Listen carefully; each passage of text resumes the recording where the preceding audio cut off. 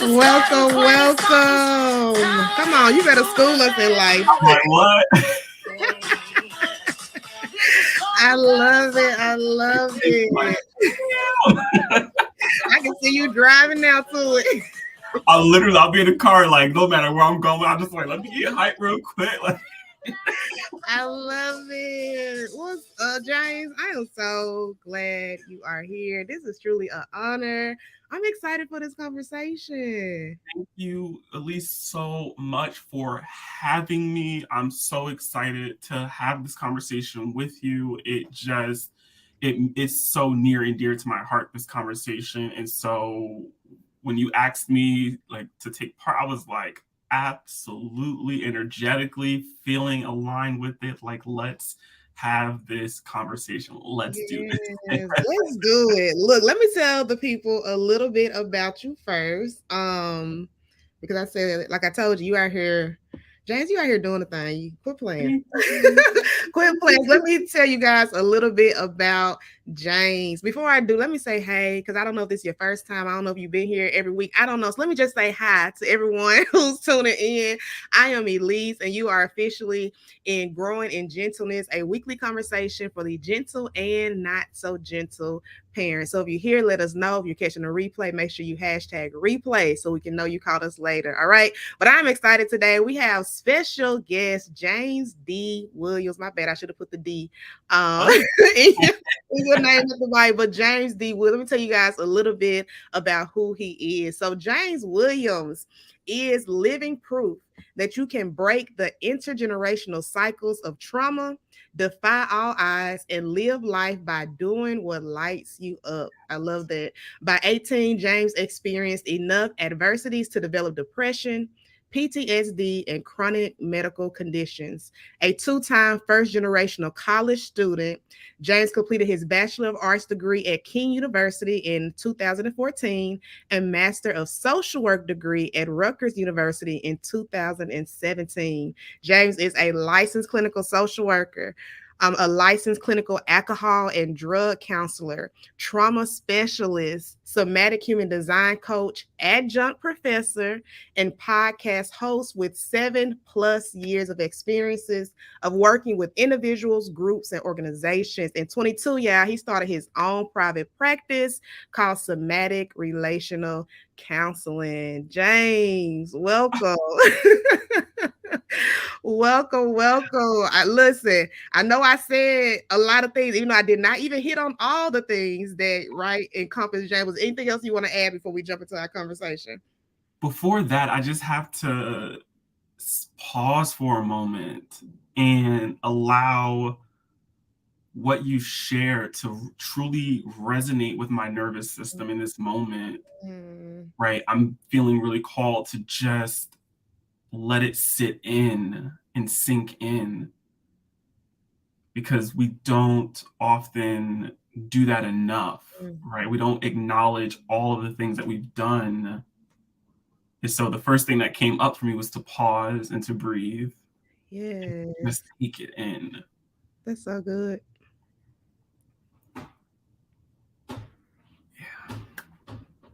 Yes, thank you so much. Thank you for having me. Like, there's a journey that I'm on, and I'm hopeful that doing what lights me up will continue to be the thing that gets me through, right, these intergenerational cycles of trauma and experiences.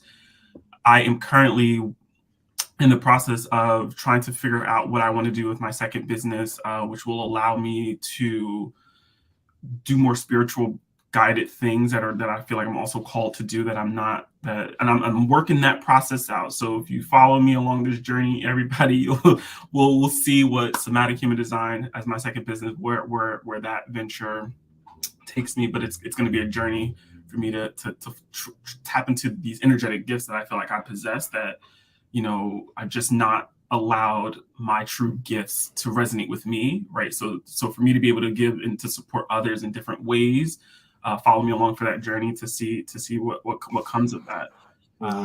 Yes. Yeah. Yes, thank you for that, James. And I Yeah. love how you even took that pause to honor the moment. I feel like that's also a testament to how you practice the things that you believe in. And if anyone, stay tuned. We'll talk about that a little more in the sense of like how that even ties to the topic for today. And we live in a culture where we go, go, go, especially, Mm.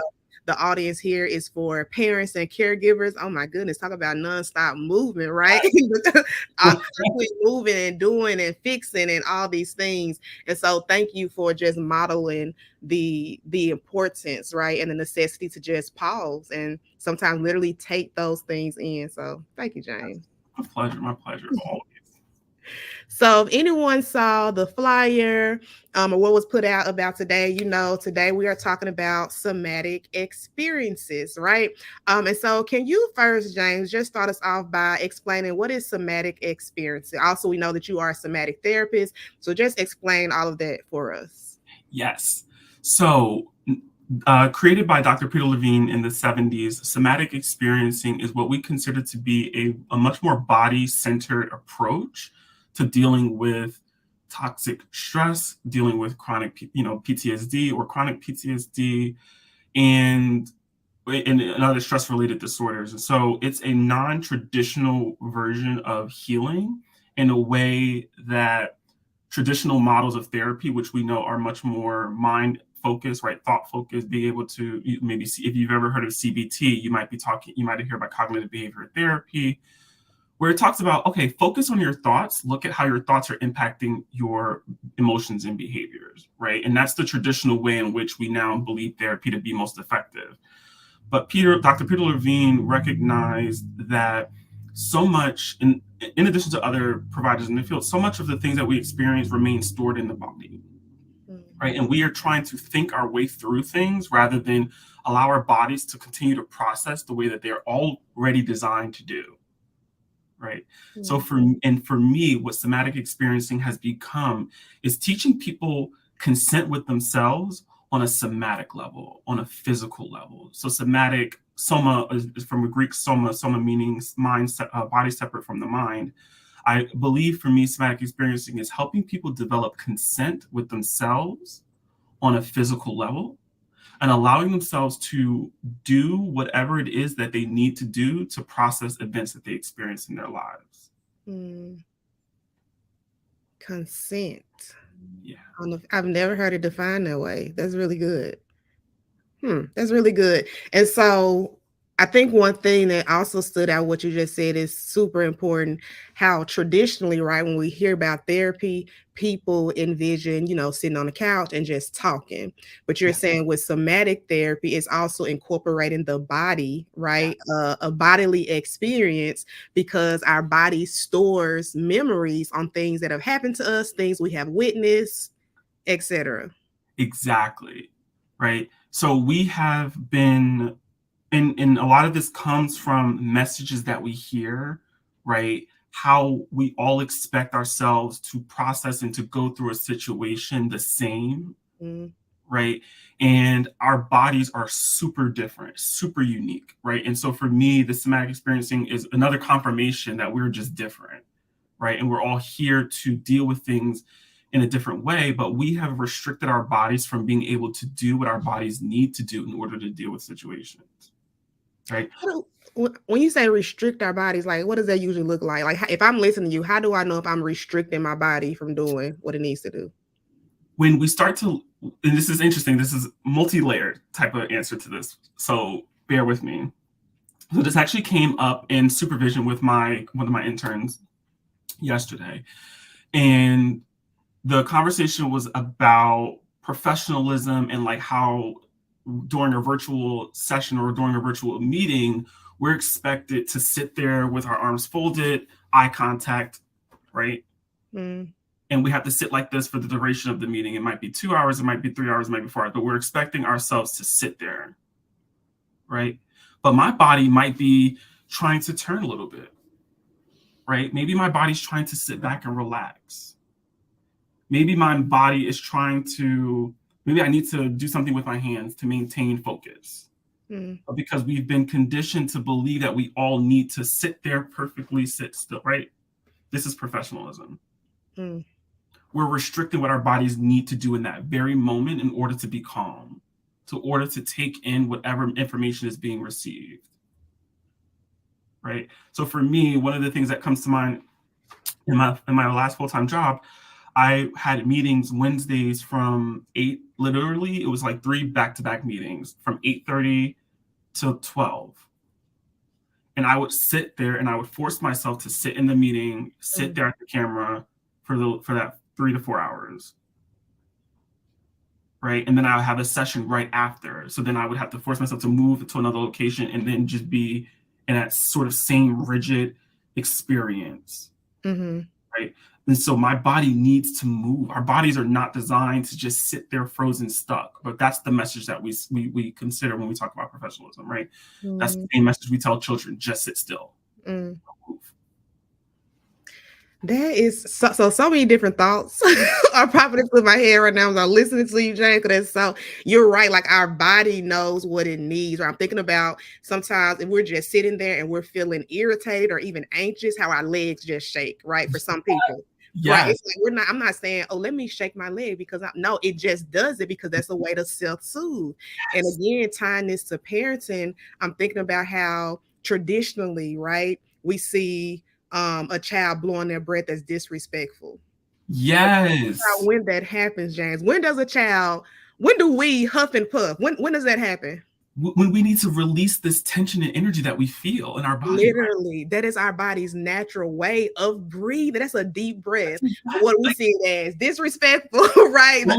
Don't huff and puff. But it's like that was a natural response. Now, can we help to cultivate that, in a way that's more productive? Yes. But that is our body naturally getting what it needs. So that came to mind. I never thought about that with somatic experiencing, but it is. That's what it is. Yeah. and it's using the natural gifts that we possess, right? These are free, y'all, like free. FREE. These are free tools 3.99. within our system, right? Our body was designed to cope with the things that it experiences, right?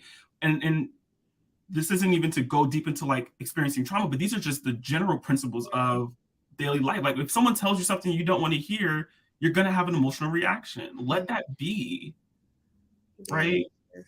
Let it be. Even our tears, like we Woo! like we've made that deep and complicated, even with telling kids stop crying. But that is a need. The body needs that, right? And then when we grow up to teenage years and young adults, and adults who still aren't have not embraced the need to cry, right, James? You So know what? yes, and wow. I Okay. learned that lesson.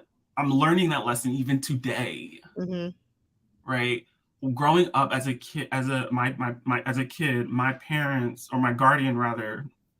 So I lost my mom very early on, Mm-hmm. and then I ended up being adopted by my biological uncle and aunt, and then my aunt, they ended up divorcing and then splitting, and then my aunt fought for custody of me, so she became my adoptive mom. But my upbringing, you were never allowed to cry. Like you had, like, even if you were getting in trouble, which is normal, right? If you're disciplining your child, you're trying to help them understand something, right, they're still going to experience sadness, right? It's okay to let that emotion out. But I believe that it was weak, right? I believe that these messages were X, Y, or Z. And so for so many years, I numbed myself from allowing myself to feel the emotions, that for the last couple of months, I've just been bawling. It's like Mm-hmm. stress hits me and I bawl and I'm like, what is happening? Like, why am I? But my roommate pointed out to me, she's like, if you spent so many years numbing and your body's now really like it's doing what it needs to do to course correct. And I was like, I know what you're telling me because that's right. I tell the same thing, right? But like that is an example of like how stopping a very natural response just it doesn't help you, and Mm-hmm. it leads to, as we continue to study the effects of adversities on from children into mental. Sorry, as we continue to study the impact of adversities on children, with the ACEs study being one thing, right? we see that these lead to these chronic issues, these chronic mental health conditions, these chronic health conditions, right? Because your body is not releasing the way Mm-hmm. it needs to. So it's telling you essentially, I'm going to make you go to the hospital Mm. to get some rest and care. And so why do we want to wait until our health is irreversible, right? Why do we want to raise our children to have to hold these things in? And then when they become adults, they're trying to deal with the aftermath of what they could have been given permission to do at a Mm. very early age. Wow. Permission to do. Wow. That's so good. And you kind of already hit on it, James, but why would you say this topic is so necessary for parents? Because we are modelers. Like as adults, we are like, I'm not a parent, but I have worked in teaching. I've worked as a teacher assistant. I've also worked with children in home, and we are modelers. Like everything that we do is being observed, right? So how am I giving my body permission to do what it needs to do is being observed by my child, right? Mm. Or observed by whatever children I come into contact with, right? So for me, that question came up and I was like, the parent, the adult needs to do the work within themselves so that they can model and break these intergenerational cycles, Yes. right? If you don't know what consent is for yourself, if you don't know how to give yourself permission, Mm. we miss the opportunity to teach the next generation Mm. and to disrupt these cycles that we've been experiencing. Wow. That is so good. And I'm going to make sure if I don't do it, well, I'm not going to do it right now, but I do when we jump off the line for parents who are looking for a tool to help with that. I just wrote an ebook literally about what you just said, James, right? They're called Feelings and Not Fixings. And literally what you said, permission, that is the outline of the steps, giving yourself permission to be, permission to Mm. pause, permission to accept, permission to regulate, permission to problem solve, right? And so I'm gonna drop that in the chat for anyone who's listening who want to check out that ebook to get practical steps, right, for what James is explaining, because it's so important. Like you said, we're the models, right? And what we model, our kids will most likely mirror. And so to give ourselves permission to honor, and you actually helping me because I'm that person, because I've always been a crier all my life, and I've never felt like I had to shut it down. Like I always had the space, to be emotional. Yes. Maybe in like 10 years, maybe I did kind of shy away, from peers Yes. who, would say something about it. And so I'm realizing that has impacted. Even the other day, I made a live announcement. I'm like, hold on, let me suck it I up. And I'm was like, you better let that tear fall. I was in there like, come on. I'm honoring what I'm feeling, right? Because I'm pausing, right, for the moment, but it's still something about letting it fall that I did kind of like, no, because I know me, like I thought it turned ugly. We're like, that's not ugly thing, right? But It let it, turned ugly, let it James, but you helping me. That's okay, right? Even if I like you helping, right, and really helping me unpack like why do I. So yes, it's good at least that you're pausing to honor the moment, but like, why not let it fall? Why not? What is the hesitancy there, right? So let it thank fall. you for that. Let it That's fall. good. Yes. Absolutely. Absolutely. So, James, what are some tips or one tip that you would give parents on how to be intentional about exposing their kids to somatic experience? Because we know that this is a therapy type, right? You can seek out a somatic therapist, which I highly encourage anyone. Because maybe you tried talk therapy, you was like, I hear a lot of people say that didn't work for me. It could have Yes. been a therapist, right? Or it could have been you need a different type of therapy, right? And so I would encourage parents to look into that if that's something you're interested in. But what about the day to day? I don't have time or the resources right now for a therapist. What can I be doing in my home with my child around this topic? And I was deep thinking into this. I'm like, what is, because I really wanted it to be a tip that was really like accessible in the moment. And I'm glad you said that because, like, yes, the resources it's challenging to find somatic experiencing practitioners, right, that are fully like trained. And I'll talk about that afterwards. But one of the things that keeps coming to mind is co-regulation, Mm. right? And the reason, and so for those of us who maybe or may not be familiar with it, we're talking about using your own nervous system to help soothe and teach the child how to regulate their nervous system. right? And the biggest thing that we know can help with that is touch, skin to skin contact and touch, right?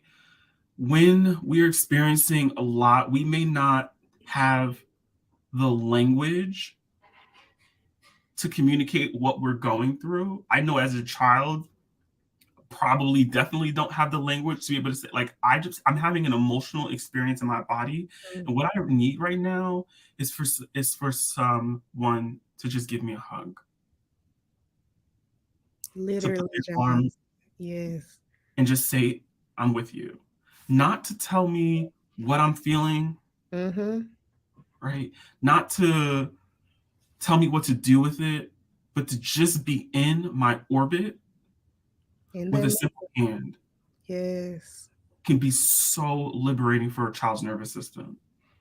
Please do not lose where you're going, but I have to just share a story right here. Literally this morning, James, we were trying to get out the house, and my daughter and son, they wanted to play Spider-Man. So he has a Spider-Man costume. They were coming upstairs to get the Spider-Man costume. I'm like, yeah, it's time to go. We don't have time to play Yeah. Spider-Man right now. She had a complete meltdown.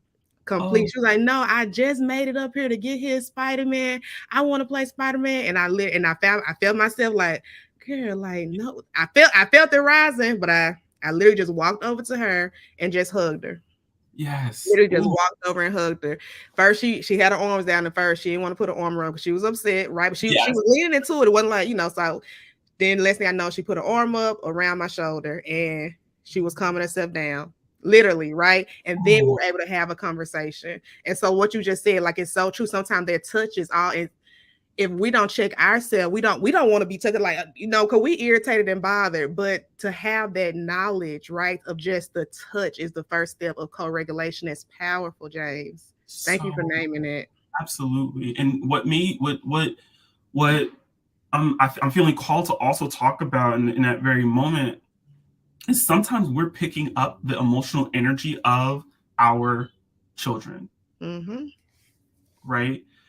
Our nervous system is a little bit, hopefully, if you've done some work on stuff, right, like also a little bit of that in there, but Right. our nervous system is picking up the energy of what the child is needing. Mm. Sometimes when we're frustrated, we're actually picking up on our child's frustration And vice versa. and vice versa, right? And when we say, well, in this moment, I might need someone to give me a hug, we're actually probably absorbing what our child is communicating us on an energetic level of what they need, Mm. right? So it's like, I'm feeling this urge to just give you a hug right now rather than allow my own anger, right? My own frustration or irritability to take over. A hug is going to help me. You have no idea how powerful that hug is for the child, Mm. right? And so that's where definitely going back to step two of like what's necessary for the parent, right? You also have to be able to understand your nervous system, Yeah. understand what your body needs, right? And then again back to the hug, we need to allow our children to have that emotional fluctuation. That's why it's saying no to someone, right? Like saying no to our child and letting them get that frustration of like I don't want, right? Like that's healthy for the system. Actually, we need to go in and out of this sort of what we consider hypo arousal states, right? James, say that again. Say that again, James. We need to go into these fluctuations. Mm. We need to experience a little irritability. So when we tell our child no, and we're like, don't tell your child no, because you don't want them to get mad. No, you want them to experience that no, because you're getting them in and out of their nervous system. You're getting it activated, but you're also teaching them how when you say no, and I tell you that it's time to go, that we're gonna be fine, right? I can give you a hug and help you calm down. So it's such an important tip that just kept coming up with like, just give a hug, give a touch. Mhm. That's so good. And like you said, so practical, right? Something we all have access to and something we can do. I love that, James. That's so good. So, so good. Let me make sure I didn't have because I was at some point jotting down to catching things to see if I want to say anything else. We got some amens. You got an amen corner, right? Right. Also saw energetic level because it's real. It's real. If we just pay attention to what our bodies are saying, our bodies are always communicating. And if Always. we're just in tune enough to just pause, like you did at the beginning, I love that model that you are, just to pause and just literally give ourselves what we need. And as a parent, give our kids what they need, right? So that's so good, James. Is there any other thoughts or last words you want to share? I just, well, first off, just thank you for inviting me in for this conversation.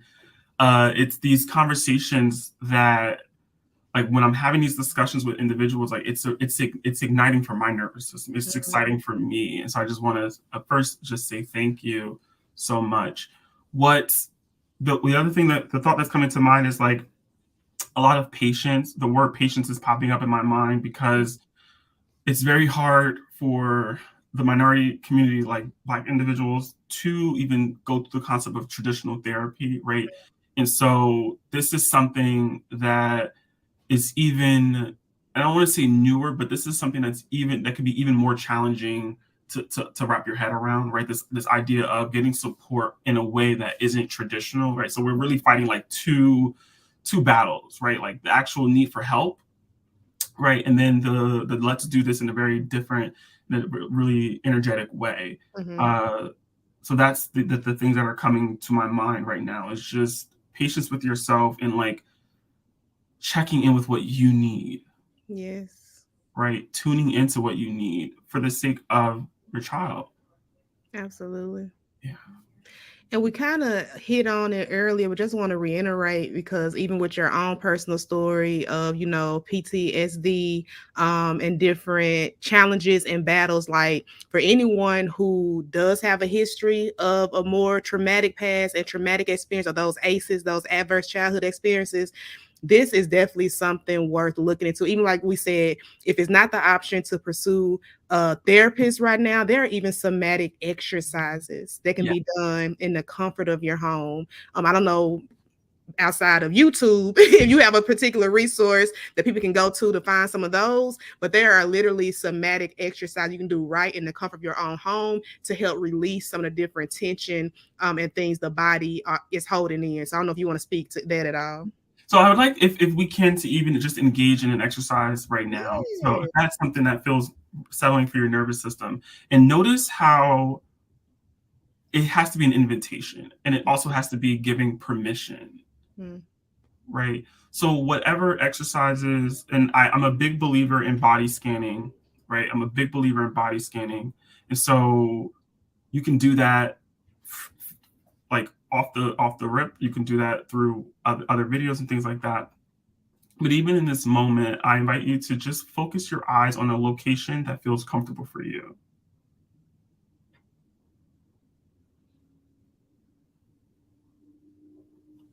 And as you do so, bring your attention and your awareness to your breath.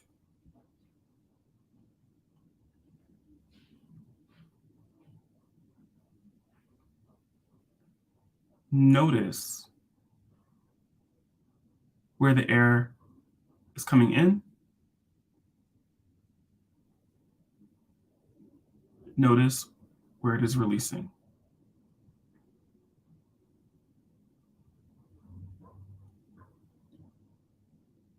Is the breath coming deeply and into the body and into the abdomen? Or is the air stuck and pausing?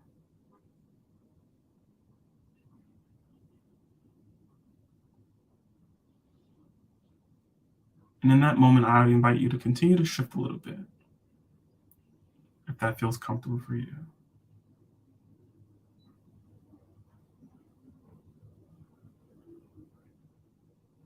Maybe twisting a little bit to the left or the right.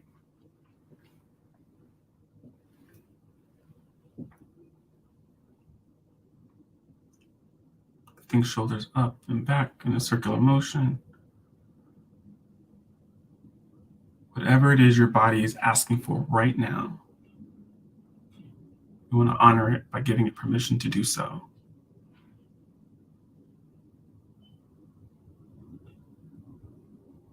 And breathing in and blow out as if blowing through straw.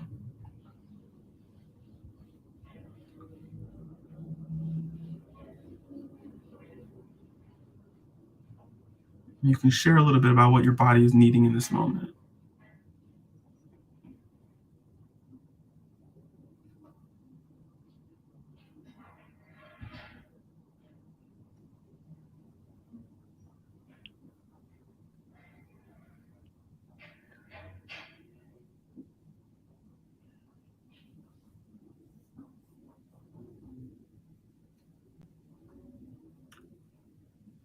As I was observing you, I began to rock with you.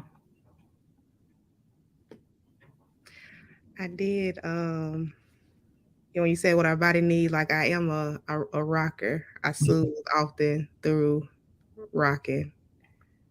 So yes, even to be able to pause and say, okay, what does my body need right now? Like that stretching my shoulders. Like it sounds so simple, James. It's It's something we don't pay attention to what our body needs. so for a moment, and continuing to rock, checking in with your posture. Hmm.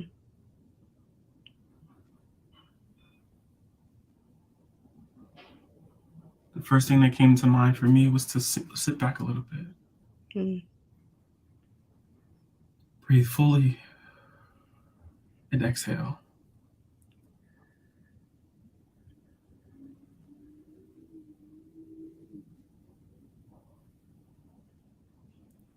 I said, when I'm breathing correctly, I'm not thinking. Hmm.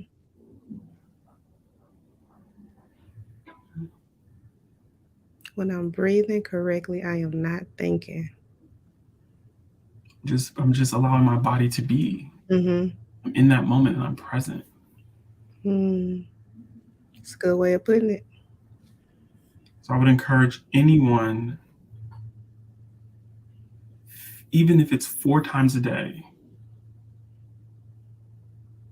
to breathe with intention. Full belly breath and release.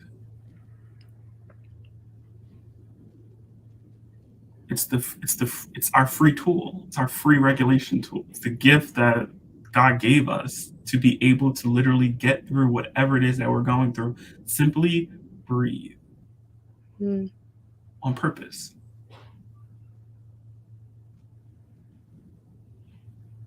That's so good.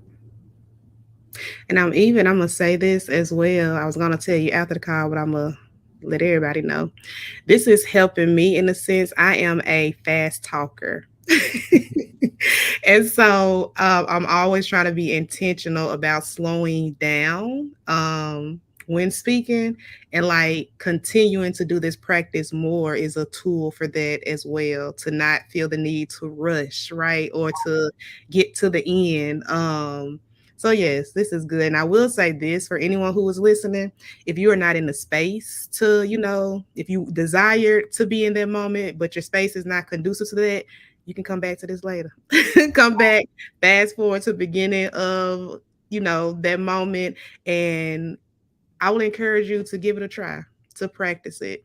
Because truly, and even when you talk about presence, I think about something I'm always encouraging the parents I work with to remember, that the goal is not to be a present. I'm sorry, the goal is not to be a perfect parent, it's to be a present one.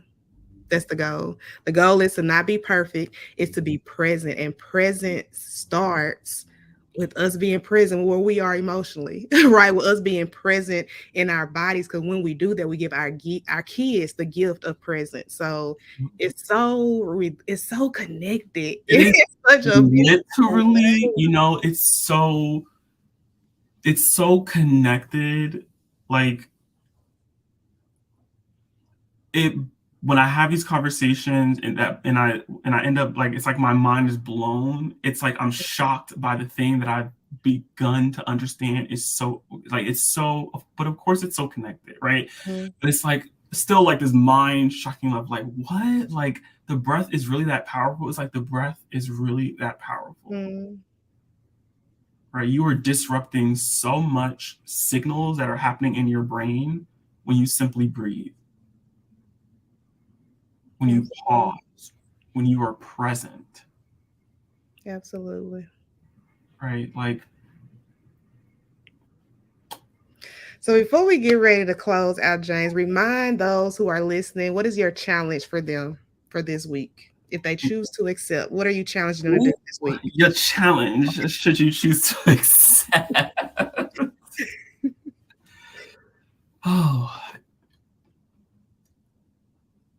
I challenge you to pause each morning before you start your day.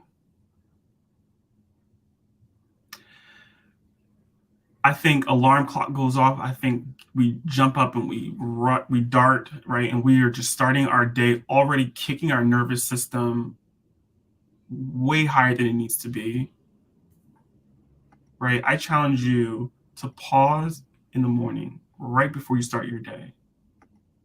And if you're extra bold, pause with gratitude. Mm, come on, extra bold. I have a crystal on my window that hangs, and when the light hits, the assignment for me was when the light hits and it sort of ricochets off to see Hmm. like the rainbow in it, to practice gratitude, right? And Mm, so that's came to my mind because I can see it. I can see it ricocheting off my wall. And I'm like, gratitude. So that bonus homework came. come on, bonus. Y'all Right, better take the bonus. gratitude. I love it. Gratitude. So pausing in the morning, not jumping on high speed first thing in the morning, pausing. And if you take that bonus, that extra credit, throw a little gratitude in there as well. James, thank you so much for coming through. Please tell the people how they can follow you and keep up with you. So you can follow me right now on Instagram at underscore James D Williams. So that's underscore JAMESDWILLIAMS.